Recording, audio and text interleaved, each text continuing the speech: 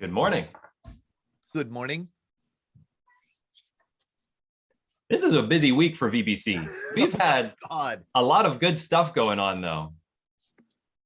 Like you can't like jump into the week and just be like, that's kind of par for the course. It's like we've been cranking ones out of the park pretty consistently. It's a good thing. It's a good thing. I was sitting here trying to think what day it was, because I did at the beginning of the week on Monday, I looked out at our calendar and I thought, we have 7 events in the next 10 days. Wow. Who the heck, who scheduled that? Sean. Got to stay busy. And I do want Mike and Lisa to pitch the Hall of Valor Yep. on Sunday. That's a big. We have that at the end of the Okay. slideshow. It's Well, let's there. do it at the beginning and at the end. Okay. I made a slide for it. Okay, Okay. good. Oh, awesome. Okay. Because it's always such a great event. And then we're going to mention Tuesday, the Vietnam Veteran War. We'll mention that too. Remembrance. Yeah. Remembrance. Yes, that's right. Vietnam I call it Vietnam Veterans Day because it's easier to say. Right. Larry Guggens, who might be on with us, corrected me and said it's Vietnam Corrected. I was watching that. Yes, he did. Yeah. And we corrected it on our end too, because we had the same thing going on. So I went to Tim. I'm like, no, we got to correct this. Well, we looked it up and then made sure. so I immediately corrected it across the board. Yeah. And then the next time I saw Larry, and he's not, he maybe he usually joins us. I said, Larry, could you tell me the distinction, like the meaning, why does it matter? Vietnam Veterans Day, Vietnam War Veterans Day. He said, oh, it doesn't. Okay. I said, like, we moved heaven and earth to change the name, But he's right. It's officially called the Vietnam War Veterans Day. But that doesn't, come off the tongue as easily as Vietnam Veterans Day. So.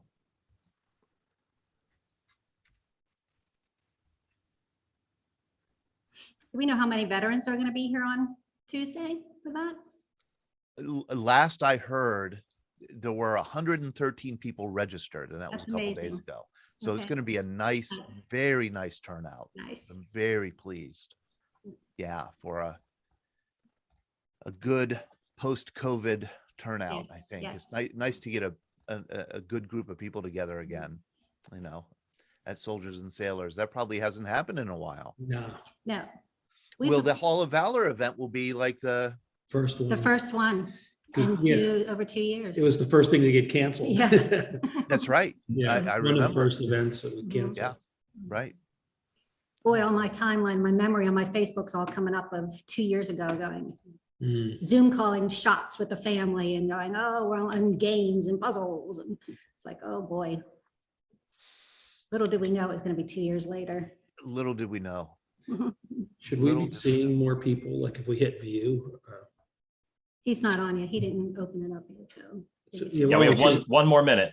Okay, Yep, then so it'll soon. open to everybody. Yep. Yeah, Everybody. We'll play a theme song. You got our theme song ready there, Sean? Or you want me to play it? You got it? I got it. All right. All right. I just have to remember what day it is.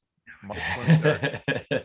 I always look at the date when I intro. I always look at the date because I know I'm going to get it wrong. I'll just sit here. and- All right, here we go.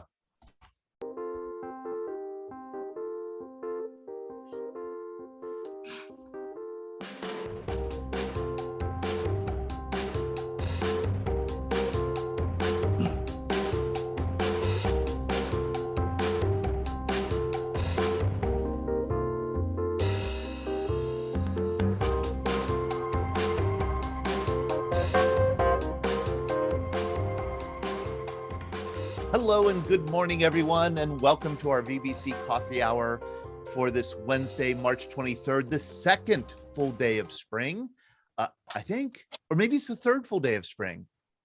I think spring sprung on Sunday. Monday was the first full day, so this would be the third full. Okay, whatever, it's spring, which means here in Pittsburgh, it's rainy and overcast. I hope it's nicer where you are. And today we have back with us collections manager Lisa Petitta and curator Michael Kraus from Soldiers and Sailors Memorial Hall and Museum, which is a one-of-a-kind institution that we're lucky enough to have here in Pittsburgh. and they're going to be sharing with us some of their artifacts from their vast, do you call it a vault? What do you call it, Mike? Just the archives. Archives. There's a number of stations we have. One of them is a vault, but our archives. I remember a vault. Yeah, Oh, yeah, yeah. you do. I do. I remember going into a vault with like a heavy vault door. Yeah, like it's that was in the boardroom. Remember where we did the interviews? Yes. Yeah, right. So, well, I'm going to ask you why in the world there would be a vault at Soldiers and Sailors, but part of it is I want you to give a little history of this remarkable institution here. And I'm going to share my screen so we can see a picture of it. Here we go. Let me see here. Because for people who aren't from Pittsburgh, might not be familiar with Soldiers and Sailors Memorial Hall and Museum. Oh, for heaven's sakes. You'd think I'd have set this up ahead of time. All right, here we go. Here we go. All right. Now I'm going to share. And I just want to show you the picture of Soldiers and Sailors. It's really a remarkable, I don't know if there's any other institution quite like it. It's a museum, but it's also a performance hall. It's also an event space. And it's also a memorial, a veterans memorial, the largest in North America. And Lisa and Mike are from it. And they're going to be talking with us about some of the collections they have there. It was built by and for Civil War veterans in 1910, I believe, correct? Opened in 1910. Opened in 1910. Yeah, okay. construction 1908 to 1910. I want to start off by acknowledging and thanking our sponsors of this program. The other day, we had a program and I thanked them and acknowledged our sponsors at the end of the program. And somebody said, hey, that was a nice change of pace, you know, to move the sponsor recognition to the end of the program. I did not tell them that I did that because I had forgotten. I'd forgotten to acknowledge. How do you forget to acknowledge sponsors, especially a sponsor like D&D Auto Salvage? They have been backing the programming of the Veterans Breakfast Club for a long time. They've been here in Western Pennsylvania for a long time, 40 plus years. Started out as a mom and pop auto salvage operation, and now it has two state-of-the-art metal recycling facilities, one in Tarentum, one in Lawrenceville. They're all about their commitment to their customers, whether you are dropping off or taking away, as in, you know, taking auto parts away. They love their customers, whether they're just individuals, you know, for their own purposes, salvaging auto parts, or whether they're, you know, doing manufacturers that have metal to be recycled. You can get quotes and you can find out more about the services they offer. They do full metal recycling, ferrous and non-ferrous metals, and you can find out more at dndautosalvage.com. That's dndautosalvage.com. And our other sponsor is Tobacco-Free Adagio Health. And I think I mentioned on Monday night that I've been looking into the connection between tobacco use and military service, and it's very strong. I suspected that anecdotally, but I've been trying to find good data on how, you know, are veterans more likely to be smokers, say, than non-veterans? And the answer is yes. About 30% of our veterans use tobacco, 30%. About 20% smoke cigarettes. That's much higher than the general population. I think I think there's probably a connection to the fact that most veterans are male and men tend to smoke more than women, but it's an interesting issue. And I know that we are going to be covering this issue. I think tobacco use and smoking. Sean, are we not on a future Scuttlebutt? Sorry, we were commuting. Yes, we are. I'm in contact with them right now to set up a program. I think it's an interesting subject, and it's what's one of the reasons why Tobacco-Free Adagio Health, I think, wanted to partner with the Veterans Breakfast Club, because they knew that we were all about, you know, gathering these veterans and non-veterans together to have conversations, and veterans health is an important conversation, and Tobacco-Free Adagio Health has really committed themselves to improving veterans health, to creating safer places to live, work, and play, to educating the public about smoking and tobacco use, and to helping all people quit. And they have a popular quit line, 1-800-QUIT-NOW, 1-800-QUIT-NOW, where you could connect directly to a counselor who will help work with you to quit your tobacco use. And I mentioned before, the VA also has a quit line that you could consult, 1-855-QUIT-VET. That's what it is, 1-855-QUIT-VET. Also, they help veterans quit. I want to let people know we just released our Vbc magazine. We send this out free of charge to anybody who wants it. If you have not received one of these in the mail, it's because we don't have your address. Please let me know your address and we'd be happy to put this in the mail to you.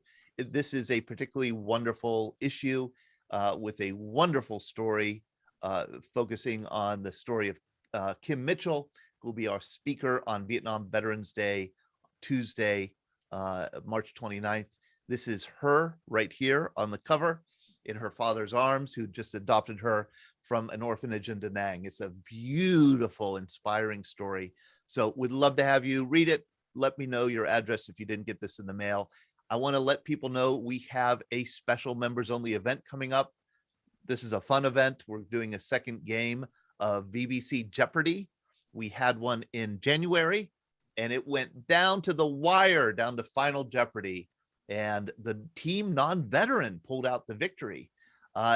This time around, we're having Team Boomer, Team Millennial, and Team Generation X. In fact, Ryan All, I think, is on right now. So if he wants to try to give us a preview of maybe talk some smack on how well he's going to do on Saturday night. Ryan, are you here with us still? I am here. Yes. Can you hear me? Yeah. Yes. So we've been having some weird internet issues in the office here. So I turned off my video because every time I turn it on, it seems to slow everything down. Ryan, I had a conversation with you yesterday and you seem to be very confident that you guys are going to run away with the victory. Oh, I brought in some real ringers, some of the smartest people I know. I couldn't get the smartest guy I know. He's busy off doing successful business things. Yeah, I'm sorry, I couldn't make it. I brought in Trivia Whiz and a cat lover. So I think that we have a pretty good shot.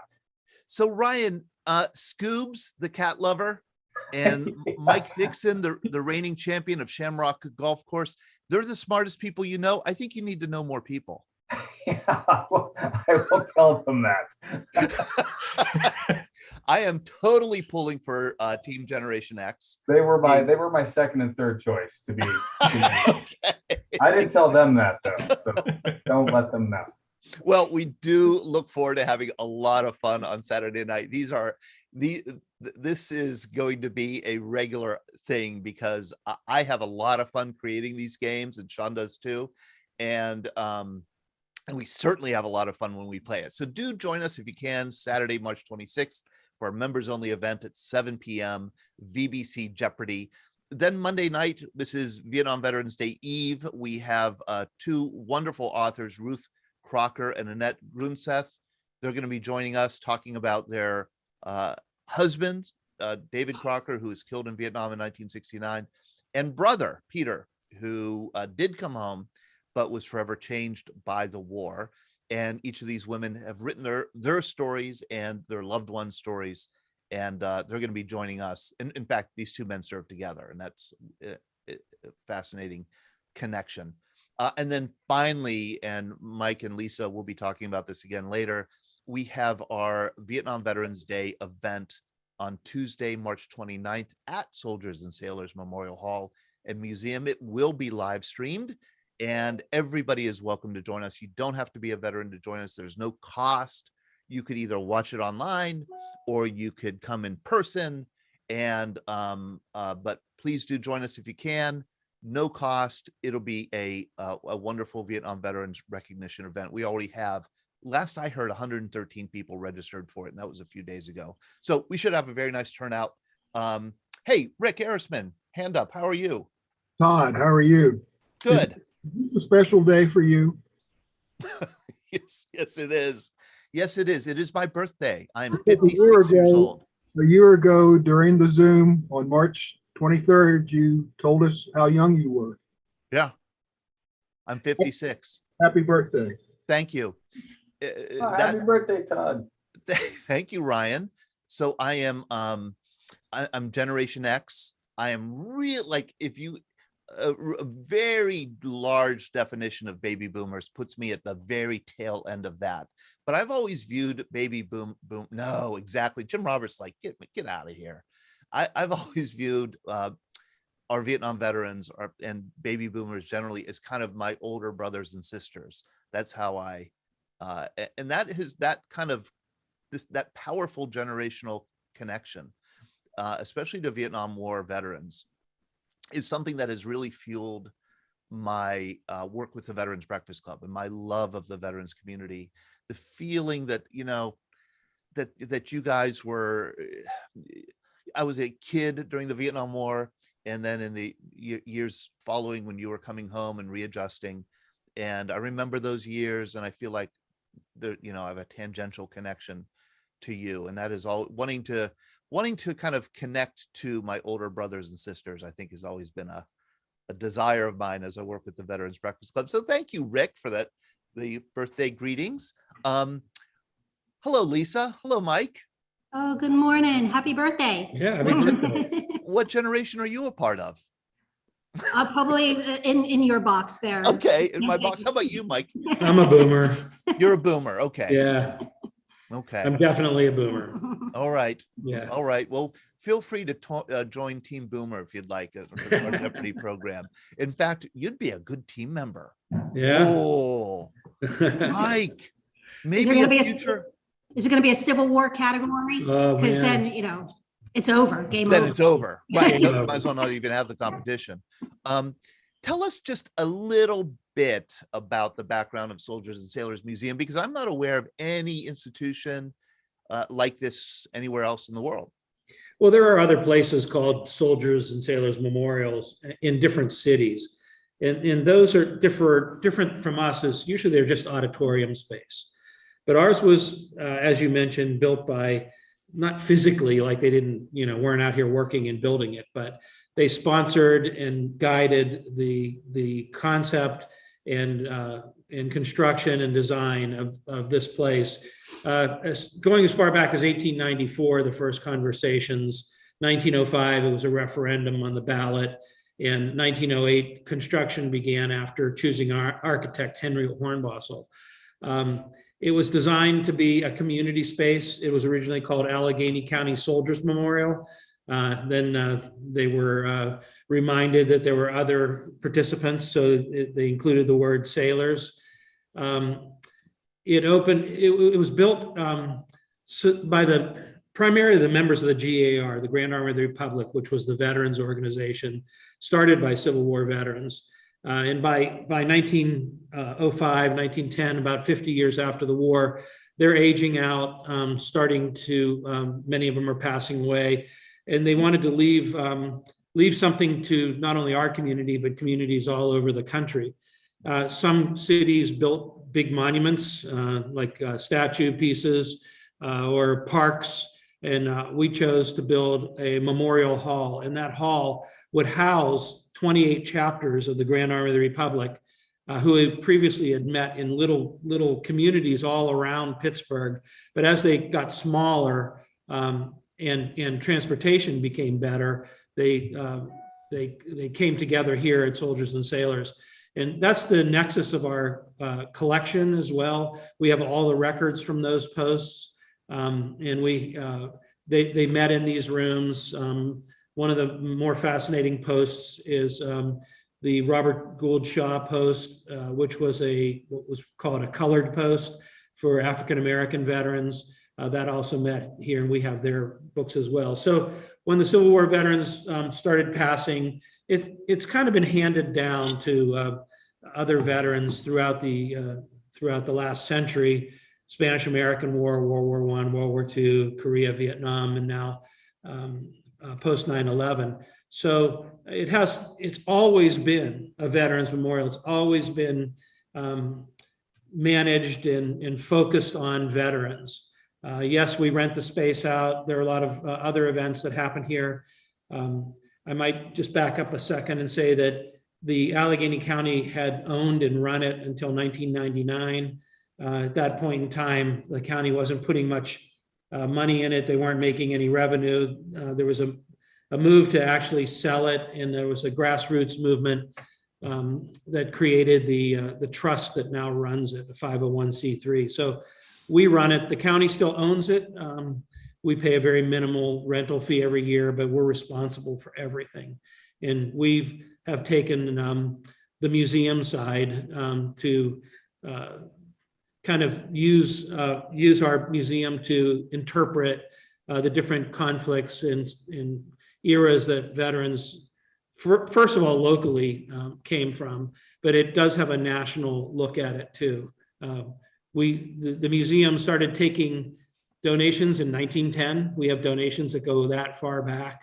Some incredible things that have been with us for 110 years. And we continue right up to last week. Yesterday. Oh, you got something yesterday? Yesterday. Okay. So we continue to do that. That's an encapsulated history. Did you have anything you want to add to that? Okay. Great history. Thank you, Mike. And there is an event that you do every year, and you have it coming up here on Sunday. I always attend.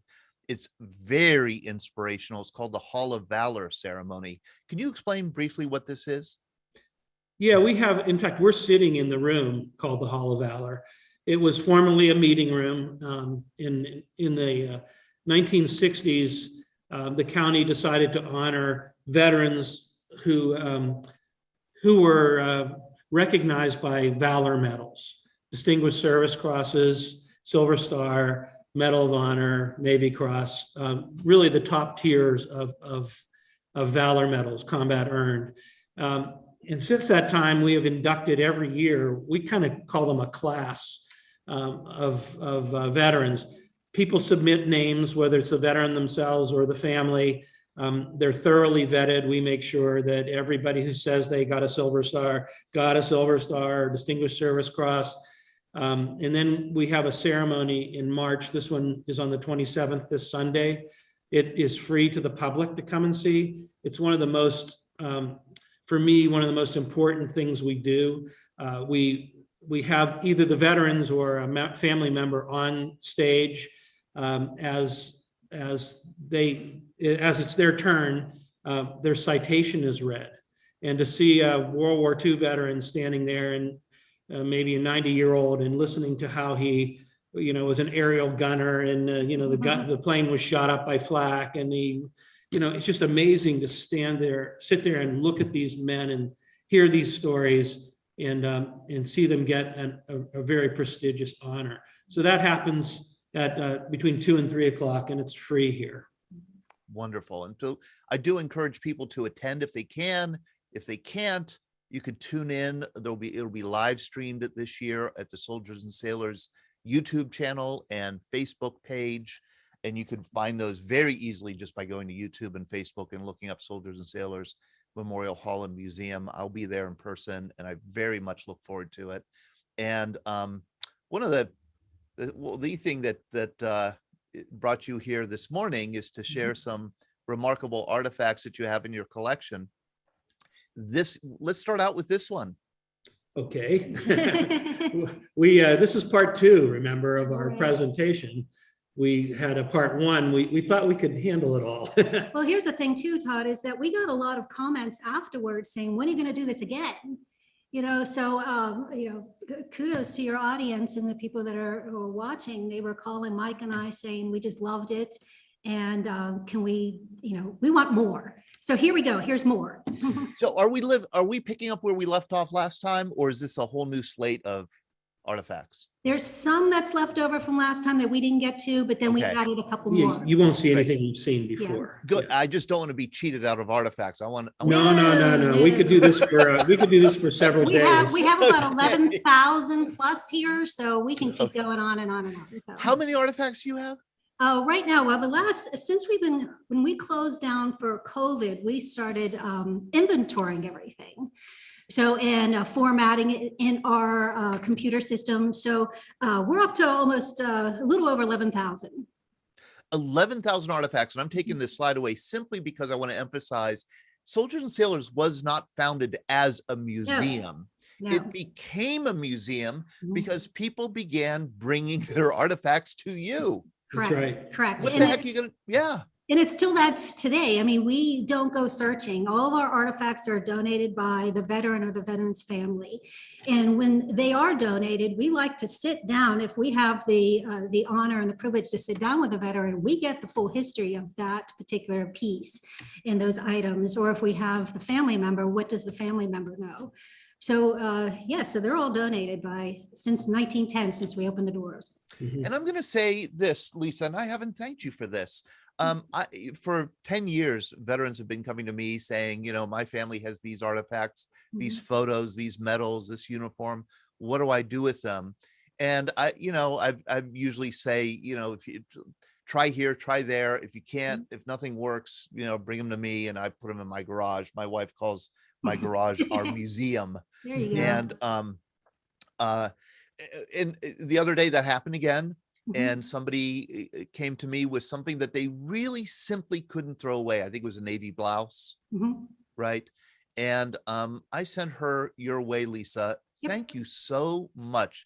She was I talked to her after she talked to you. She was so grateful for how how you worked with her and talked with her and accepted the item. And I think it just meant so much to her that that item was going to be preserved and was going to be collected and be part of her husband's story. We recognize that sometimes it's really hard to give these, put these items in other people's hands to take care of, and we sit there and we listen and get all the information, and we want them, they belong with the family members. That's our motto. These items belong with family members, but if you can't take care of it anymore or don't know what to do with it anymore, or we'll go ahead and we'll be the caretakers. And we consider that an honor. We're the next caretakers of these items. And it's interesting. It's like last week when somebody came, this woman sat there for an hour. I just let her talk. It was very hard. And we have a little code, Mike and I, between us, is if somebody starts crying, which unfortunately, if somebody starts crying in front of me, makes me cry too. But we put little teardrops on their donation form so we know. And we also tell them if anytime you want to come back and see these items or your family wants to see them, we catalog everything under the veteran's name. So just have your family member come back and call me saying, can I see, Dad Smith's, uniforms, and give me a couple of days. I'll bring it out. I'll bring it from our archives and I'll bring it down, and your family member can see it too. So, to us, it's a passage. They're giving these things to us, and it's an honor for us to do that. Isn't that wonderful? We're not just a storage place. We want to use those, and we can't display everything. So, unfortunately, people, and we have to talk them through this, think that we get their artifact and in 3 days it's in a showcase. But we really store the stuff until we find a need or a way to interpret it. We get 5 items from Vietnam that are particularly story worthy. That gives us a theme, and we start to build an idea. Then we develop a display. It's a long process. But in the meantime, it's all stored here and it's safe here and appreciated here. It's stored right here on our facilities too. So it's like we have 4 floors of what we call, I won't say it. I don't know. There's a nickname that was given to our storage areas a long time ago. I have no idea where it came from, called the morgues. So I tell my family all the time, I'm like, I had fun playing in the morgue today. It's like and everything is on shelves up there in boxes, wrapped in tissue paper, and it's all organized up there. So I love it. More than just a storage place, more than even just a museum. It's a memorial. And I think you're caretakers of family memories and of our country's memories. So thank you for that work that you do. So this Regimental Colors, this flag, what is the story? This is a recent acquisition. Last year, I think it came in. Civil War regiments, infantry regiments, carried 2 stands of colors. One would be a national flag, some variation of a national flag. Pennsylvania troops, and these were issued by the state. So Pennsylvania troops carried what looked like a national flag, but in the blue field in the canton was the state crest of the Commonwealth. And they also carried an infantry color, and this is an infantry color. And it's simply a blue flag with a painted eagle in the rye band, the ribbon below, is the number of the regiment. So you see 102nd Regiment Infantry. The 102nd Pennsylvania was mostly from Allegheny County. It was a regiment, was in the 6th Army Corps, the Army of the Potomac. It fought in all the big battles that you would think are pretty common. A lot of its service came before Gettysburg. They were pretty beat up and hammered. And then Gettysburg, they played a small role, but later, like Wilderness and Spotsylvania, they had a large role to play. The colors are hand painted. This one, you can see damage, but that's just the damage of time. I believe this was the last infantry colors that was issued to them because it is in pretty good shape. Doesn't have bullet holes and torn edges from flying. So many regiments got new flags before they participated in what was called the Grand Review in Washington, the final parade of Union troops. And I believe that's where this flag came from. So we got it from a collector who was downsizing. It is 6 feet by 6.5 feet. This is a very large flag, and it's housed in a huge frame that weighs about 100 pounds. It took a trailer. I wish I would have got a picture of Mike and a volunteer moving this thing. Oh, it was unbelievable. And then bringing it down the steps and then trying to get it on the and wall. our whole crew had to hang it. So but we have a lot of artifacts from the 102nd, so it's actually an extra piece in our storyboard of Civil War regiments, and very valuable and very interesting to look at. And Mike, these kind of standards weren't just decorative or ceremonial pieces. They were actually important parts of military communications during war. Well, yeah, they're the center of the regiment. Like when a regiment forms up in a battle line, two men deep, 2 ranks deep, for maybe, maybe 30, 40, 50 yards long. In the center are the colors, the 2 stands of colors. And that helped for alignment of the regiment when it moved forward. The colors actually stepped out 4 paces, and the rest of the line could see the colors and keep alignment on them. And they also were a target. So, anyone carrying those colors was prone to be hit by enemy fire. And that happened pretty frequently. And there's a lot of very famous incidents where the color bearers would fall, 5 or 6 of them in one conflict, and another would grab the flag, pick it up, and continue to go, and then they would consequently be injured. And it also was, the pride of the regiment. They tried very hard not to have them be captured, because that was an insult to lose your colors, as it was an honor to capture enemy colors. So yeah, it's a very important part of the tactics, communication, and visual battlefield presence of a Civil War regiment. Oh, how fascinating. How fascinating. Here we go. Want to start? I can start. You can start, though. We're going to keep trading up. Believe me, we could both We could talk all day. And Oh, yeah. And if you want to go back to something, if I'm going too fast or too slow, Nope. you direct me. So typically, and you'll hear this a few times as we're talking, we get a call and somebody will say, I have my uniform or the uniform of my brother, blah, blah, blah. And this call started that way. A gentleman called, he had a Korean War uniform, and we're very interested in the Korean War. We're building a new display. So we encouraged him to come, and he said, oh, and I have a neighbor a long time ago gave me a Purple Heart that belonged to a soldier who was killed in World War II.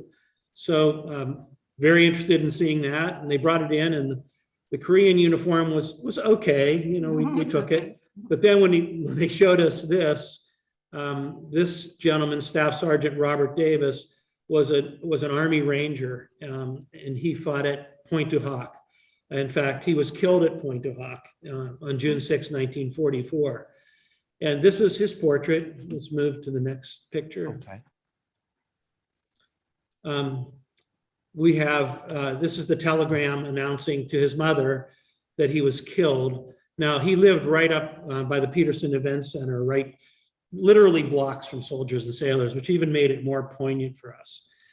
And on the right, you see, this is the peripheral material we really like to have. This is a letter from his commanding officer written in August. Obviously, they were a little busy going across Europe, but in August, he sat down to write the mother a personal letter saying what happened to her son. And I'd like to read just a little piece of this. He says, "We landed at an early hour in the morning on the most heavily defended beach of all. Your son was carrying my maps. His job was to guide the unit inland. On hitting the beach, we were taken under heavy enemy fire, and the radio operator was badly wounded. I was knocked down by machine gun bullets in both legs. Dave was what he called him, was nearly across to safety by this time, but returned under intense fire to the spot where I lay. He told me that he would pick up the radio and carry on with our mission. He then recrossed the beach and, being unable to do his job from a covered position, moved out into the open, knowing his life was in danger, but also knowing it was imperative that we succeed. It was at this spot that Dave was hit." So here the commanding officer is speaking to the mother, painting a picture of how brave her son was when he was killed. A very, very personal look at the incident. And I might say too that the author was, I have it here, Robert Edlin, his first lieutenant at the time, was nominated for a Medal of Honor. He did not receive it, but he was nominated for it. So let's move to the next slide.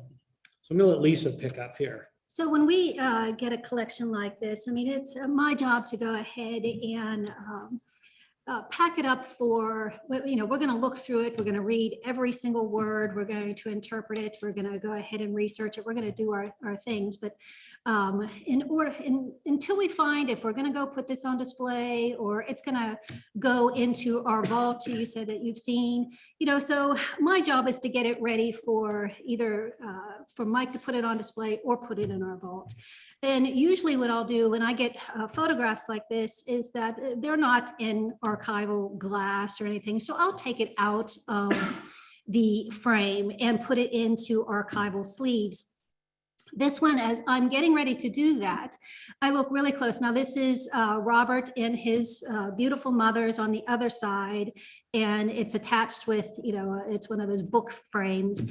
And I look closely, and if you see on the other picture, the close up, there's a kiss, a lipstick kiss on his cheek. Oh, I didn't notice that right here. I immediately, being a romantic, probably started crying at that point, and being a mother, understood that this was probably one of her last kisses to her son. Now, Robert was her only child. It doesn't make it any better to be losing your only son. So this picture will stay in that frame. So this is the way it is stored now. That kiss will always be there. It was an amazing find. Amazing find. It just struck us both. I don't know if you could see it that well. We've tried to go ahead to make sure we can, it's a little glare there, but you could see it right on his cheek is that lipstick print. Oh, yeah. Yeah. And there his purple hearts, and you see his name on the back. That was the way it was given to us in that clamshell box with his lapel bar. Right. Yeah, in World War II, KIA's, when the family received the medal, it came in this case, and usually in the case of a killed in action, the name is engraved on the back. And these cases kind of became known as coffin cases because they kind of indicated that it was a soldier who was killed. Right. Hmm. So we have this man is kind of nationally famous in military history, but he is a North Sider, a local North Sider. Charles Commando Kelly received the first Medal of Honor in World War II. He literally grew up in the slums of the North Side. There's a great picture of his house. He came back in 1943 as part of a war bond drive and stood in front of the house, which is literally a shack. He had 7 brothers and he had 9 brothers. He had 9 brothers. They all lived in these couple rooms, sleeping on the floor, et cetera. And Dad was already passed And so it's like his mother was the head of the family. So in this row house kind of type thing on the north side. So here he's being presented his medal, but this is just the beginning of our story. We'll move to the next slide. So I didn't realize Commando Kelly is a well-known name, a household name here in Oh, yeah. Pittsburgh. Yeah. But I never knew that he was the first Medal of Honor in World War II. Yeah. Living, First So living. They brought him out of theater to bring him back receive his home. medal. And then he went on, these bond drive things. Yeah. Oh Yeah. boy. Yeah, he was a local hero, I guess, in every Yes. parade. And this was. Well, he had a tough life and he wasn't a very good kid, but he found the Army was a really good place for him. Right. And he really excelled in what he did. This is a picture when he came back for the bond drive, taken in Pittsburgh. They feted him. He had a grand parade. He was a celebrity. He was later in life, he was given cars, and they gave him a gas station. He was, people really admired him. The reason we're showing this picture is that's his mother in the front, and the youngest brother, Danny Kelly, is on the left, and that's who we're going to talk about here. Oh boy, this is great. So Danny Kelly is is admiring his big brother Charles, and when the Korean War comes up, he's actually too young to enlist, and he desperately wants to go in and be a soldier. His mother refuses to sign the papers, but Charles signs the papers, and Danny is inducted into the Army. He's in the 9th Division, 2nd Army. And he is captured in Korea not long after he arrives there. Oh, This is his shadow box that to go back a little bit. There was a fierce battle and he wasn't accounted for the next day. So there was no record of him being in a POW camp. So he's listed as missing in action. What happened was when a former POW came home, he was telling his story, and he did tell the officials that Dan Kelly was in this POW camp with him, and he did die in that camp. And that was in March 31st of 1951. He said that Dan died in the camp. So in 2002, I believe, the Army recovery team conducted operations in North Korea for remains that were in this particular area that they knew there was a POW camp. And they went to the family members. They received the DNA from the family members. So in 2002, they brought all of these remains back, and they were able to identify Kelly's remains in 2017. So he disappeared in 1950, he disappears. And not until 2017 were they able to go ahead and positively identify his remains. And then that was in March in 2017. And in September 28th, 2017, he was laid to rest next to his brother, Commando Kelly, here in Pittsburgh. wow, what a story. So after that, just to go back just for a second, is that, there he is. That's, right there So he is. That's Danny. That's him right there. Yeah, they You both could are. imagine him just, admiring his Oh, yeah. brother. Well, his brother took him down, to the Army recruiters and recruit him because mommy said no. She had enough of that, and that was her baby. So Kelly never forgave himself for that. So, I mean, it's pretty well known that he was a drinker. He would, go to bars on the north side. There's a rumor out there that he would see a pretty woman and give that pretty woman his Medal of Honor. So who knows where there ended up being 5, I think I heard that he was issued until the organization said, no more, we're not going to give you any more. Wow. So he there was a story out there that the family told us when they were here donating that shadow box, is that he was on the north side and wasn't feeling good, took a bus up to the VA up here in Oakland. They attached him to all kind of IVs and machines, and they said, lucky you got here. You would have died if you didn't get here. The doctors and the nurses left the room. He unhooked the machines and he passed away. So he never forgave himself for doing that. But their brothers are together now, and they're buried at the cemeteries of the Alleghenies. So they're buried out there together. What a sobering story. And I feel so strongly for the mother, the poor mother. Oh, he wasn't in Korea long at all. So thank you for sharing that. I'm ashamed to say I never knew that story. It's not very well known. So. Yes. Yeah. So this individual, we're very honored. He's somebody we tell his story very often. Lance Corporal William Prom was a Medal of Honor recipient. He was killed in Vietnam on the 9th of February, 1969. He was from Mount Troy in Reserve Township. There's a marker to him up there. In a park. In a park. Also, the 31st Street Bridge is named after Prom. We were lucky enough to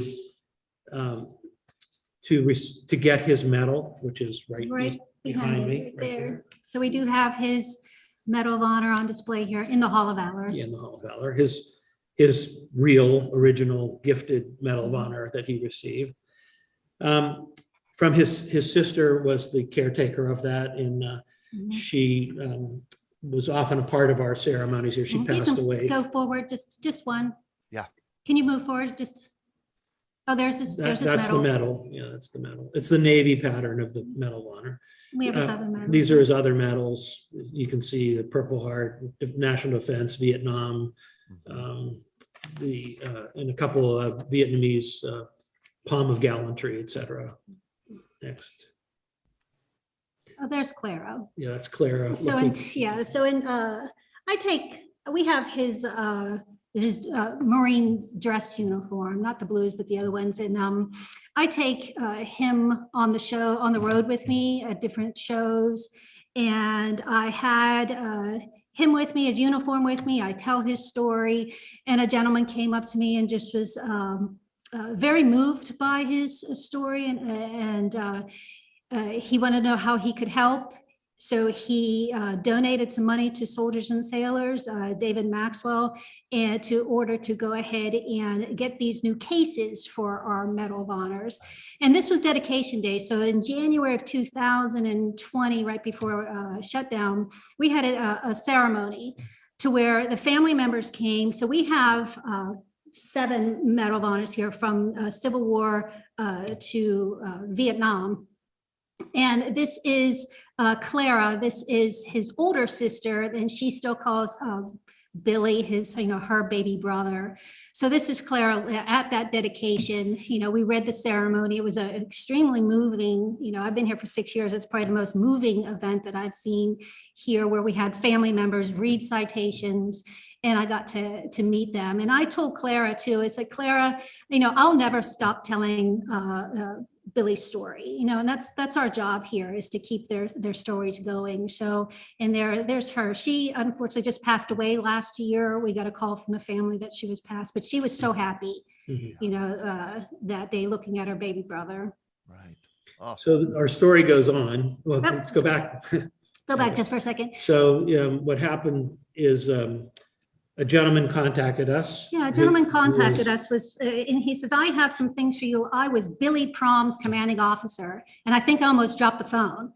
It's like, oh, what? So can you repeat that? And he had some things. And so commanding Toth, he came, he was from the state of Indiana. Him and his wife drove, and he dropped off the paperwork that he had to fill out with all of the eyewitness reports in order for Prom to get his Medal of Honor. And these were just copies too. These are something that he could have easily mailed to us, but it was a passage for him. He wanted to go ahead and sit with us. He wasn't here long. He didn't want to stay long. He came dressed in a suit. He came dressed in a suit. He sat down with Mike and I. Again, it was probably one of those moments that I had tears running down my face, because here was this 80-year-old distinguished gentleman in a suit. He was a retired colonel, and he had tears flowing down his face as he was telling us the story of the day that Prom, his actions for that day that he got his Medal of Honor. I walked into this room with him. I said, would you like to see, after we were done talking, would you like to see the medal? He basically took one step in the room. He looked at me, he's like, I don't know how they do it. And he's like, that's enough, I'm done. And he turned away and walked away. This was his last mission. Was his last mission, exactly. To give us all the eyewitness reports to that particular day. He wrote down a timeline of that day for us. Any newspaper clippings, any photographs. He was very, very, every letter that he had from Clara, back and forth from the family, he gave to us. So that was a very, very touching day, emotional day, where I had an intern that day. I'm like, okay, you need to go get something, to go do something. I need 20 minutes alone, to sit here and regroup, after meeting him. He was a wonderful person. Oh, what another wonderful story. What wisdom he had to transfer this with a sense of grandeur and honor and dignity that it deserved. Oh boy, Yeah. Oh boy. Next. Next. Where do we go from there? I know. Next. So when I came, I've been here 17 years, and in the course of that time,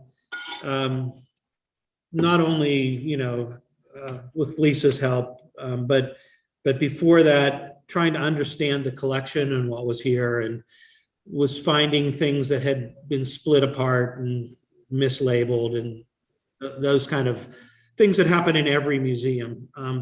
But we had this M60 machine gun that looked like it had been buried for 30 years. It was in really bad shape and rusty, and they had it as part of a display. It wasn't even identified as what it was. I came to learn that this gentleman, who's a local resident, Staff Sergeant Gary Radford, was the genesis of us getting the machine gun.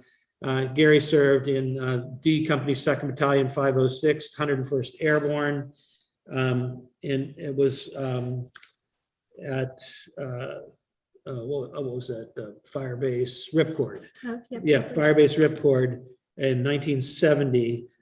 He was part of that whole 101st Airborne operation up there, and he had led a platoon of men out to search for enemy penetration, and nobody wanted to walk point, so they drew straws, and because walking point, of course, is very dangerous.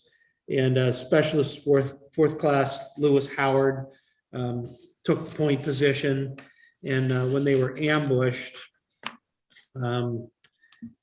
he accepted the position, and they were ambushed, and he was shot in the first ambush, in the first action. And as they were moving through, let's see, there were a couple other members of the team. Let's see. It was So Beals the thing is Yeah. that there's a great book on Operation Ripcord that Gary contributed to. So he does tell a story to where nobody wanted to be on point, and there's people that drew straws and threw them on the ground, and even Gary said he's been in for 17 months already, so he had what he called, what was it called? Feeling. Yeah, it was I had a long man syndrome, I don't want to do this either, but if nobody steps up, I'm going to have to do it, so his radio guy stepped up. Now, he was a radio guy, this Lewis Howard. Yeah, was Gary's radio guy for the last 6 months. So they were extremely close. So Howard goes first. Gary tells him, don't worry if anything ever happens to you, I'll make sure I come get you, because they knew, something bad was going to happen here. And as soon as they started walking up the hill, all hell breaks loose and the trees started exploding. They explained it in this book. And Howard gets it immediately. So, and Howard does call for a medic. Gary was trying. Gary does explain, and he feels really guilty that he ended up being at the last. He was the last person in line. So trying to get to him, there was all hell broken loose. So he just couldn't get to him, even though he did hear him call out for a medic. In the meantime, over about 60 yards over, there was a machinist that was machine gun. Gunner, yeah. The gunner. He takes some fire also. So they regroup. They get back at the bottom of this hill, and Gary realizes that the assistant gunner, his name was Charles Beals, was missing. And he's still distraught from not getting to Howard. I mean, he's extremely distraught, not getting to him. He takes after, goes uphill without, obeying orders. He was just not supposed to go. Somebody runs after him. He sees Charles Beals. He grabs onto him. He says, I had a hold of his leg, his boot, and all hell breaks loose again. He is thrown backwards and he blacks out. So the next thing his war's over. He's taken down at the bottom of the hill again, and his war is over. And Gary never forgave himself for not being able to get to these two guys. So he goes back. He petitions the government. He's out of the army. He petitions the government for over 10 years to let him go back into Vietnam to try to find his two buddies. The MIA. Yeah, so he's the first civilian guy that went over with the MIA task force to find. He's got all the maps. He's got all of his notes. He knows exactly where to go. They land the Huey right there. He tells in his book that everything was the same. There was shells laying around. The same rocks were there. He takes. He goes after where he knew Howard was first. He finds one boot, size 10. He says, with no shoelace. That's about and a helmet. He finds a helmet. Then he knows where Charles Beals was. He goes over there. He finds another boot, no shoelace, size 7, which was Charles's size. And he finds the machine gun. So if you want to move forward just a little bit, slide over. Wow. One slide. Yep. Next slide. And there it is. Oh my gosh. Yeah. And there it is. Very emotional piece. I think it's one of the most emotional stories when you see this piece. And if you want to go over one more slide. Wow. There's the helmet, and if one more slide, you could see the entry wound and the exit wound of this helmet. Oh. And there is, Beals and Howard. He did not find any human remains when he went back over. He went over in 1996. I don't know if I mentioned that or not, but he didn't find any remains. But he did end up bearing some MIA bracelets with their names on it, said a prayer for everyone that passed away on Hill 1000, Operation Ripcord. And, he's determined. He still says he wants to go back there someplace. But he did bring these pieces back. Well, the Army was able to recover a serial number from that weapon, if you can believe it. And they were able to determine that was Beals's gun. And it's still considered a weapon, so they couldn't really give it to him, but they asked him where he'd like to if there was someplace special he'd like to have it given to, and Gary picked us for these artifacts. So that's how we came to acquire them. How terrific.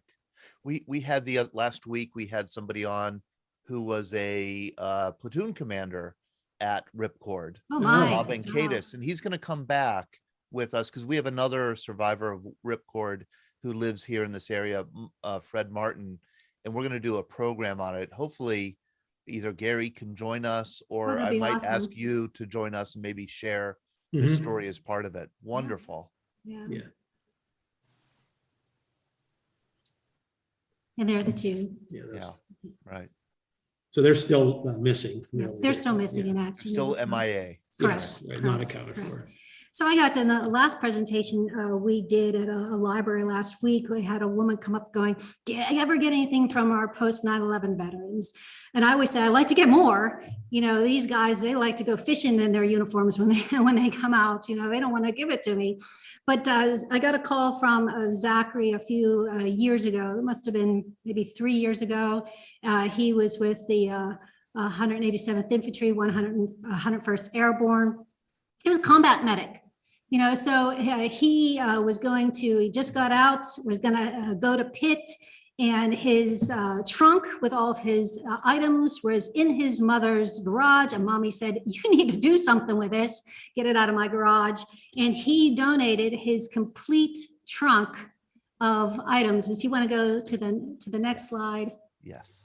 While you're doing that, I just want to say it's really hard for us to get theater used stuff. So Theater used stuff, we're very yes. excited by this. There's his whole trunk. That uniform still has like a moisture to it, you know, and he says, "Oh, you'll never get that out. That's the bug spray that they would spray it on us, you know, so yeah, you'll never, you know, that'll always be there, you know, so interesting. That is amazing. Here's his uniform. In the next slide, he donated his backpack. His family gave him this backpack before he deployed to Afghanistan. And if you next picture, you could see what's in it. It's amazing. It's so heavy. It has all of his medical equipment in there. I also take Zachary with me to almost every show because the post 9/11 veterans, when they come up to it, you can tell they either want to talk about it or they just sit there and stare at it and walk stare at away. It's familiar. And it's familiar to them. And this thing, you should see me carrying this up 4 flights of stairs up to our attic. It's pretty funny. Can I ask you how heavy it is? It's extreme. I put it on my Very back. I'm like, heavy. oh, I'm getting my workout in here. Okay, okay. Yeah. So there's a picture that Zachary donated. Now he donated everything except this very small piece of shrapnel that he wanted to keep. So there's him in his uniform in Afghanistan. And he tells a story that he got a call when he was on base that an Afghanistan child, not Iraqi, Afghanistan child was severely hurt. And him and a buddy jumped in a Humvee and went to the town. And when he got there, you can see his backpack there too, is underneath his gun there, his machine gun. But and that's the uniform we have. But he said that the kid had just a small scratch. He couldn't understand. He said, "But I'm going to treat him anyways." So he does tell a story that this picture was taken, and 2 seconds after that, they were ambushed. So it was basically a setup, and not many people in this picture survived, he did say. So, you know, it was a total setup, but, you know, he was going to treat the little kid anyway. So. Oh my, what a story. Zachary now is a nurse at Mount Sinai in New York City. So yeah, so he became Still in the medical field. He is still treating people. He comes in all the time. He brought his girlfriend to one of our cannonballs and just it's a wonderful, nice person. How terrific. Yeah. You know, it's almost 10 o'clock. I want to open the room up to questions and comments. And I also want to say hello to some people. Mike Avanish, I know now that's you. How you doing, Mike? Good to see you. Thank you for joining us. Rick Weber, you were in the 101st Division in Vietnam the same year that Gary Radford was, weren't you? You were 1970, or was it 1971? Rick. Uh-oh. Microphone. Oh, there he is. I was 1970. Do you remember Ripcord? Unfortunately, yes. Mm. It was one of many fire bases, but unfortunately, I wasn't there for the big one. You weren't there, but you remember this. I was in country and I was in the AO, but I was not at Ripcord when it was hit. When it was hit. But we used to work out of Ripcord. There was about 6 fire bases in the A Shaw that was Maureen. It was mostly girls' names except for Ripcord. So you were at Ripcord at a different time. Oh yeah, yes. Oh, I'm gonna have to hook you into this program we do on Ripcord then, because we want to hear about. My thought was not only do a show on the battle, but also on what these awful places called fire support bases, what they were like, what it was like to live there. I've never seen one that looks at all like a place where people should be living. I mean, living underground, essentially. Don Nemchek. Yes, good morning. I just want to thank Lisa and Mike for these stories and their commitment to veterans. I can see in the chat room and from the other attendees, we're riveted to hearing what you're saying. And I thank you on behalf of all of us, heartfelt. So well done. Just a quick question. I'm involved heavily in recognizing the McKeesport 23, the 23 men from McKeesport that were killed in Vietnam. We've written a book and we have some other programs.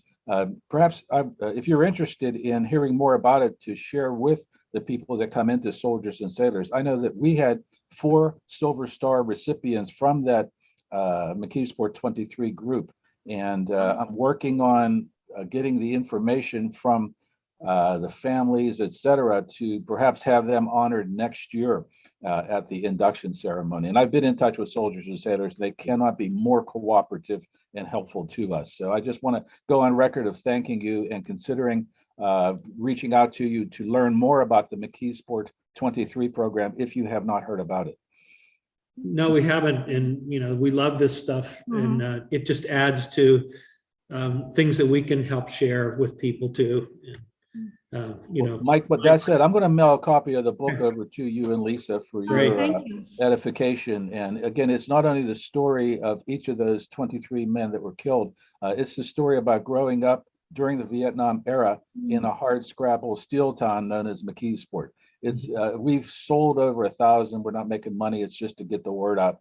And it caught on here in the Mon Valley and other places. So I think it's a place for soldiers and sailors as well.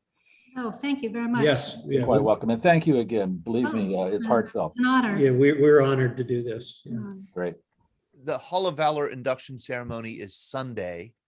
Sunday at 2 p.m. at Soldiers and Sailors Hall. It will be live streamed on your YouTube channel and your Facebook page.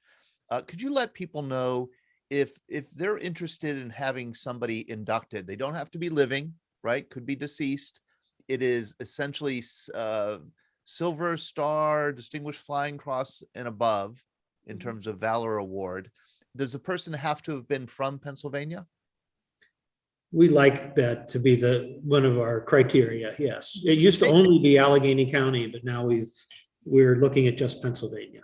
What if they drove on the Pennsylvania Turnpike? We've had people, trying to make a connection so they could be a member. Yeah. Brad Washabaugh, how are you? Here's a Pittsburgh guy. Yes. Wow, this is fantastic show, Mike and Lisa. Thank you so much. I'm sorry to say, I'm a Penn Hills resident. I grew up in Penn Hills and left Western Pennsylvania. I was in the Marine Corps for 29 years. And this is a wonderful, wonderful story of not only people, but also the museum and the memorial. Given that it's a smaller space, how do you expand? How do you grow? Because the stories and the artifacts just keep coming in. And I'm going to put your place at the top of my list, my next stop into Pittsburgh. And the story about Lance Corporal Crom, I really identified with. I was a company commander for India Company 3-3 in the early 80s, and keeping stories alive of heroism and the heritage of warriors is very important. So I'm very touched by the show this morning and the work that you do. Thank you. Oh, Thank you. thank you for your service too. And if you're coming to Pittsburgh, let us know. Yeah. Let us know. I give a 25-cent tour to free veterans. We'll do that. So, yeah. Watch Yeah. out. Brad is gonna petition to have it renamed Soldiers and Sailors and Marines. And Marines. Oh. You're a sailor, you're in that box. Right. Yeah, we space is a problem. You wouldn't think with very this limited. big Yeah. building, but Yeah. So we're constantly exploring ways to show the things that we are stored, or thinking ahead and how we're going to maximize our space. And we do have a couple projects running now, and looking for funding to do those.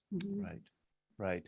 Yeah, it's a place where you could really get lost for hours, just looking at the display cases and then looking at the beautiful building in itself. the building is an artifact itself. So yeah. The building in and of itself is an artifact. I mean, everywhere you turn, there's some interesting. And we do give different tours too. So like you were saying, Todd, you saw the vault. I mean, we have a VIP tour that Mike and I do. We have lunch here at our boardroom, our historical boardroom, and it's a 3-hour, I like to say 3-hour tour. And we do go into those morgue spaces, and we go into our vault, so there's different, if you go online, you'll see the different tiers of tours that you can go into these different spaces. Why was the vault there to begin with? The vault goes back to the days of the Grand Army of the Republic. So when you open those vault doors, you'll see these steel cabinets, and it's painted on them, Grand Army of the Republic, and then various post numbers. So that's where the posts kept their records. Why were they locked up? Well, some of that information was kind of privileged information. A lot of politicians were members of the GAR or bankers or whatever. And, there just it was personal, it was a way to protect some of that personal information. Those records are no longer stored in the vault. We store them in one of our wings now. We're not going to say what's in that vault now. No, I was just going to say what's in the vault. No. Yeah, Civil War. Okay. Oh, no, go ahead. I'm sorry. Go ahead. It's all our Civil War swords. We have a lot of automatic weapons that we keep locked up, obviously, so you're just not available to anybody, but and other weapons and diaries and paper and medals and things that really have restricted access to. When we do tours, it's a hard time to get people out of that room going, okay, we have a whole building to look at, let's go. So it's a fascinating room with a lot of stories in it. So fascinating. Rick Arisman. Do you still maintain the veteran registry program? I think a lot of that slowed down at COVID, so I'm not exactly sure. I believe we probably, if it was on hiatus, it'll be picked up again, because it's really an easy thing for us to do. So I'll find out a little bit more about that. We can find out a little bit more about that.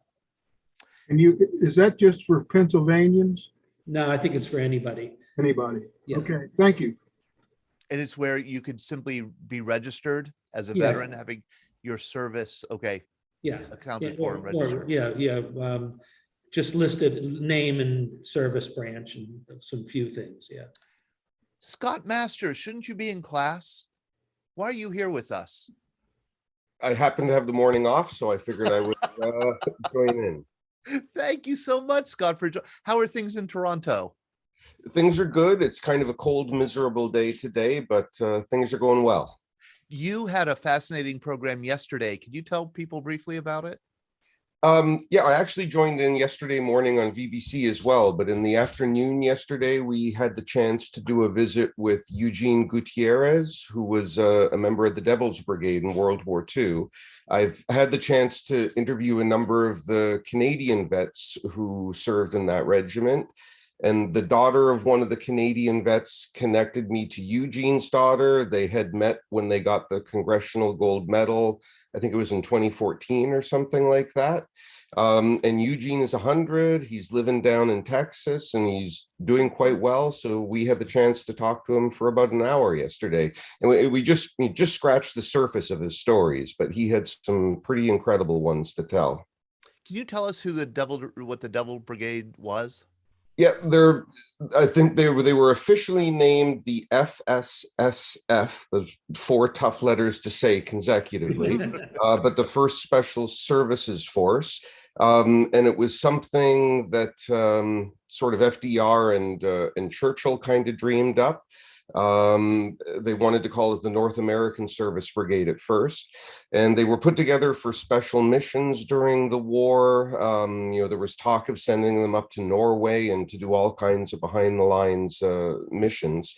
So the first place they ended up going, after they went through this incredibly intense training in Montana, then they ended up going to the Aleutians to remove the Japanese from a couple of the islands. Very anticlimactic mission because the Japanese basically withdrew on their own.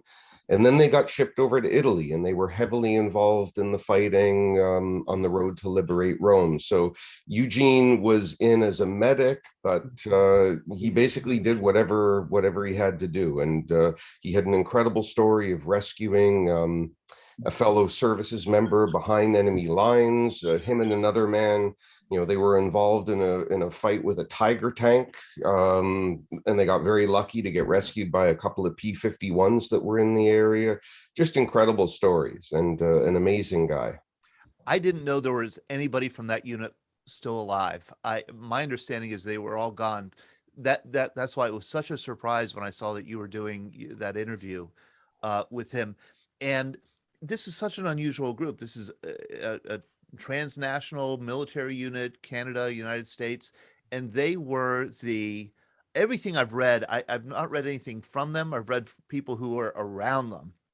And from what I've heard is when you saw one of these guys, you kind of like kept your distance because they were really tough. And their missions were all suicide missions. I mean, if you imagine, somebody with a knife in their teeth crawling, behind enemy lines, that was them. Yeah, that's what those guys did. And Eugene, he sat back, he got all dressed up for us. He was wearing his uniform and all of his medals. When here I was with a number of students just wearing baseball caps and stuff. I felt bad that they didn't get dressed up for him. Yeah. Oh, Scott, thank you for the work you do. Scott Masters, the greatest history teacher in Canada. I'm tempted to say North America, but I'm friends with some history teachers here, so that's all right. I look forward to seeing you guys at Jeopardy on Saturday too. Yes, and he is going to be. That's right. Scott. You are the anchor of Team Generation X on Saturday night for VBC Jeopardy. I'm his wife, and I agree with that. He's awesome. Are you agree that he's the best history teacher in Canada? The best. Okay. The best. And he's a Jeopardy winner. You win-win. Well, I mean, almost a Jeopardy winner anyway. Let's say, yeah, that's right. No, Scott was on Jeopardy in the 90s. Wow. That's right. When I was young and had fast reflexes. All right, so I've got and more hair. And that. This is great. Hey, I want to also invite. I know Michelle Fisher is with us. You will remember Ron Gianta, who's the VBA, Veterans Benefits Administration Outreach Specialist. Ron's last day of work was last Friday. Michelle Fisher is now the Outreach Specialist with the VA. Michelle, I know that you were with us. I hope that you're still, let me look. I hope that you're still on here with us because I wanted you to unmute yourself. You know what? I may have waited too long. I'll send her an apology note because I did absolutely want her to give us a briefing and let her know. But what Michelle was going to say was that if any of you have questions about your benefits or people who have benefits or services questions related to the VA, Michelle is your go-to person, and I could put you in contact with her if you do have any questions. Do we have other questions or comments for Lisa? I have a question for Lisa and Mike, but I want to make sure that other people get a chance. Okay, Lisa, Mike, you're like me. You're not veterans. So why do you do this work? What motivates you? I've always admired veterans. I mean, I came from my dad was a World War II veteran. All the neighborhood kids, their dads were World War II veterans. I was of Vietnam age, but not. I graduated high school in '72, so by that time the war was winding down. And by that time, I mean, I'm just going to say this, and you guys, people who lived during that era will know. By that time, the war was very unpopular, and nobody wanted to go. And I admired people that were there and had served and had come back, but nobody was sticking their heads up to get called to go at that point in time. And I really thank God that I didn't have to go. I would have if I was drafted. But I always had this real admiration for those people. And when I went to college, there were literally kids coming home they'd been in the jungle 3 months before, and they were coming back on the GI Bill, and they were in college with us. But I just learned to keep my ears open and listen and try to understand the experience. I guess that's what it's been about for me, is trying to understand how you people pass through from being a teenager through a military experience and how you came home and led your lives. And this is an opportunity, a way for me to explore that personally, but also share what I learned with people as an interpreter. I mean, to me, I was going to be a history teacher. So, I was always fascinated in history, and I have family members. There's Mike Ivanish, my biggest cheerleader right there, is a military career boyfriend for 25 years. So, my son's in the military. So I've always had this fascination. And then getting my degree, I had to do an internship someplace, and I picked soldiers and sailors. And all of a sudden I started realizing there's stories out there that I don't read in history books. I can't find them anywhere. And I started talking to veterans like yourself that are on here now. I learned so much. And to me, I've never served. My story, I've never served, but I can do my part by making sure that these stories continue on and on. And my family will tell you, I talk about it 24/7. It's like I tell every story. Anybody I will sit there and listen for more than 2 seconds, I can get in front of me, I'm telling a story. And I have a real, Mike will tell you, it's like, I have two Mikes in my life, by the way, Mike Ivanish, Mikey, and here, and I call him the CO. So, the boyfriend's the CO. So, veteran stories touch my heart, and, and they're the ones who went through it. And if I can go ahead and continue telling it, that's what keeps me motivated every single day. Plus I'm driving to this beautiful building. I'm coming up Fifth Avenue or down at Bigelow Boulevard. I'm like, oh my goodness, I work here. Yeah. And then sometimes I have things in my hand. I have a Civil War diary, or I have something from Vietnam era, a pair of boots in my hands, and they still are all grimy and greasy. And I can't believe I'm touching them. And I have the honor and the privilege to go ahead and preserve it for the next generation. So that's what keeps me going every day. And that's my, Absolutely. Yeah, I could relate. The Joseph A. Dugan Jr. Hall of Valor ceremony, Sunday, March 27th at 2 p.m. at Soldiers and Sailors. If you can make it, please do come. I'll be there. And then on Tuesday, we're doing this other event, this joint Veterans Breakfast Club Soldiers and Sailors event for Vietnam War Veterans Day, right, Larry Googans, on March 29th. And we're going to honor and celebrate and recognize all our Vietnam veterans who are there with us that day. And we're defining Vietnam veterans broadly, just like VVA does, Vietnam Veterans of America. And that is anybody who has served roughly between 1955 and 1975. And we're gonna recognize them with a welcome home bag, a gift bag, a pin, the commemorative lapel pin. We're gonna have a speaker, Kimberly Mitchell, who's flying in from Washington, D.C., and she'll be sharing her story that night. It's gonna be a fun event. We're gonna do a social hour starting at 6 o'clock. So please join us if you can on Tuesday, March 29th.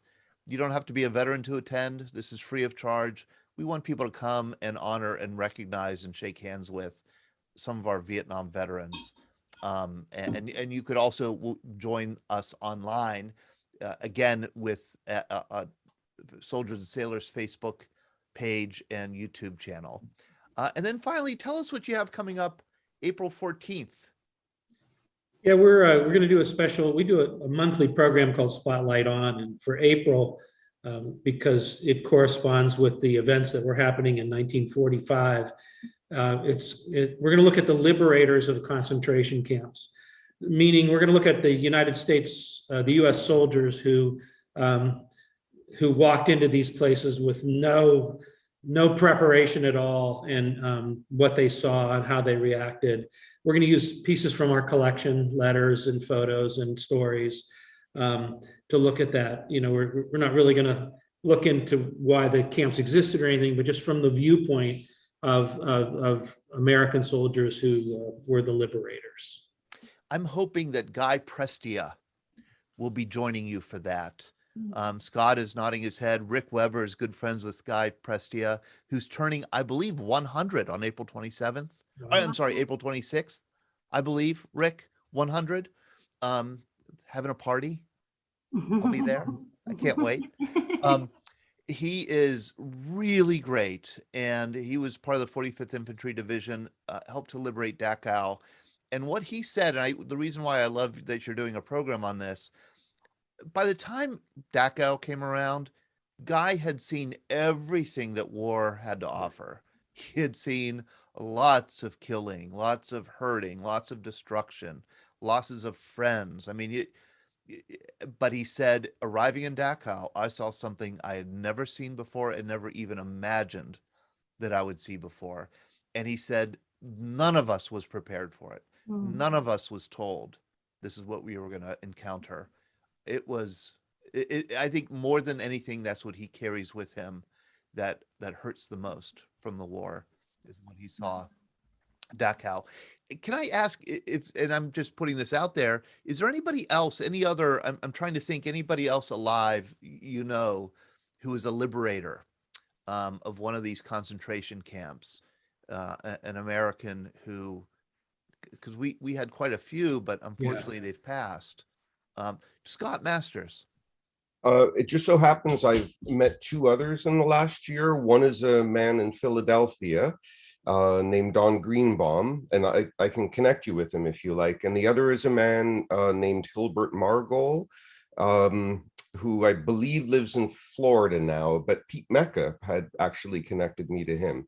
And they both had really interesting stories, very well told also. Wonderful. Thank you so much, Scott. Yes, if you could send me any contact information, I would love to be in contact. Yeah, Dennis McCarthy.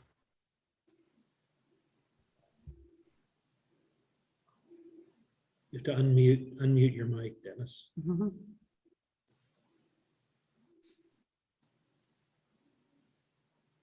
Yeah.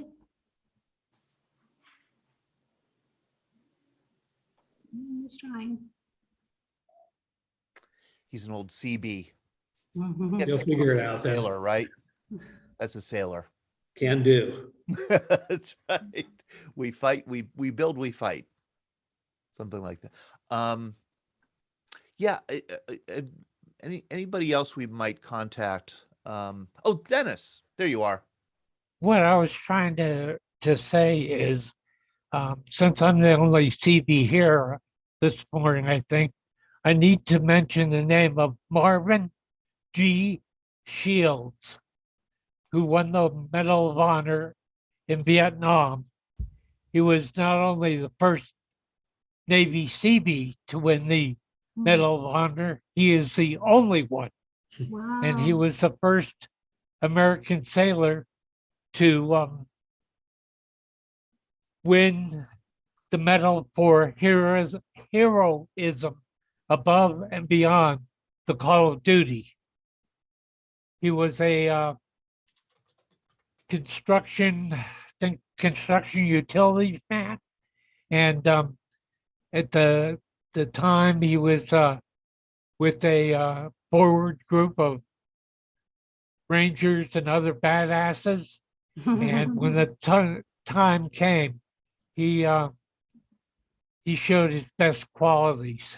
Wow.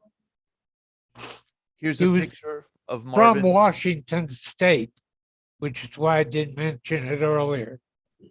But still the only Navy man to win the Medal of Honor, enlisted Medal of Honor. And the first I ever heard of Marvin G. Shields was from Jim Roberts, who's here with us today. You're the one who told me about Marvin Shields.